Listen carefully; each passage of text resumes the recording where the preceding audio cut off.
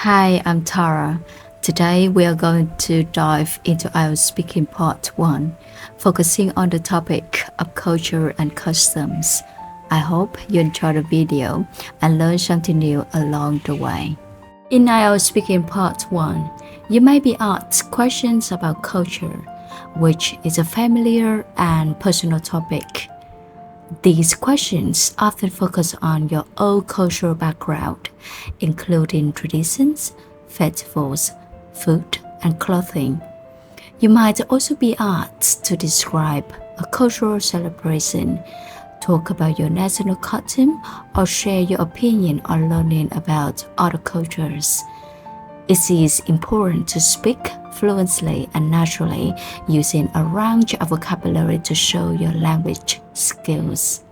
There are some useful words and expressions for the topic, including tradition, custom, heritage, cultural identity, and national custom. You can use some phrases like, in my culture, is it common to, or one important tradition in my country is, to begin your answers. To express your deeper ideas, you might say, this tradition has been passed down for generations, or I think cultural exchange is important in today's world. Using this kind of language helps you sound confident and natural while showing your ability to talk about meaningful topics like culture. This is Ielts speaking part 1. What is the most important festival in your country? Well, in my country, the most significant festival is the Lunar New Year, or we call Tết. It's more than just a celebration. It's a time for family reunions, paying respect to the ancestors, and starting the year with a clean slate. The atmosphere is vibrant, with firecrackers, traditional food, and lots of customs that have been passed down for generations.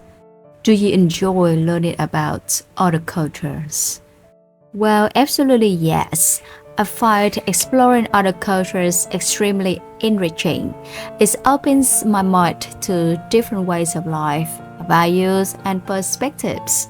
Whether it's through books, travel, or even food, learning about other traditions deepens my appreciation for diversity and helps me connect with people around the world. Have you ever been to a cultural event or festival? Yes, I have. I attended a traditional Indian wedding a couple years ago, and it was truly unforgettable experience.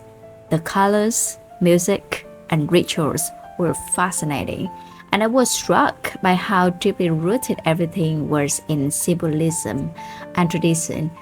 It gave me a whole new appreciation for Indian culture. Are there any cultural traditions in your family? Well, I would say there are a few. My family places a lot of importance on honoring our ancestors, especially during some special holidays. We attend Mass, pray for their souls, and reflect on their lives and the faith that they passed down to us. It's a peaceful and meaningful tradition that deepens our sense of identity and reminds us of the Christian's values and elders instilled in us. Do young people in your country still follow cultural traditions? For me, I'm not sure about this, but to some extent, it's yes. Well, the youth still follow and keep their cultural traditions throughout the period of time, especially during festivals or family gatherings.